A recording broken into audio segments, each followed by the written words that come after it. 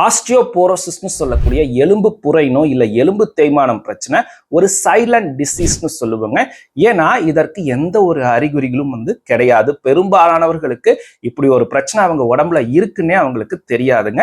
எதார்ச்சியாக ஏதாச்சும் இந்த master health செக்அப்ல DEXA scan பண்ணியிருப்பாங்க, அதுல கண்டுபிடிச்சிருப்பாங்க. இல்ல லேசா தடிக்கு விழுந்தே அவங்களுக்கு எலும்பு முறிவு ஏற்பட்டிருக்கும்.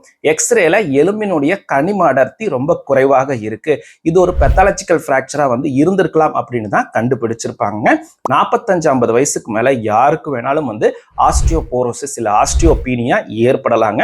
ஆண்களை விட பெண்களுக்கு தான் இது ரொம்ப காமனா ஏற்படுதுங்க. உங்களுக்கு காரணமே இல்லாம அதிக நாட்கள் பேக் பெயின் இருக்கு, பாடி ரொம்ப டயர்டாவே இருக்கு அப்படின்னா கட்டாயமாக போன் மினரல் டென்சிட்டிக்கான அந்த ஸ்கேனை செஞ்சு பார்க்கறது நல்லதுங்க. தினசரி கால்சியம் மற்றும் விட்டமின் டி நிறைந்த உணவுகள் அதிகமாக எடுத்துக்கிட்டே வாங்க. அது மட்டும் இல்லாம டெய்லி முடிஞ்சா ஒரு அரை மணி நேரம் இல்ல 45 நிமிஷம் எக்ஸசைசஸ் பண்ணுங்க.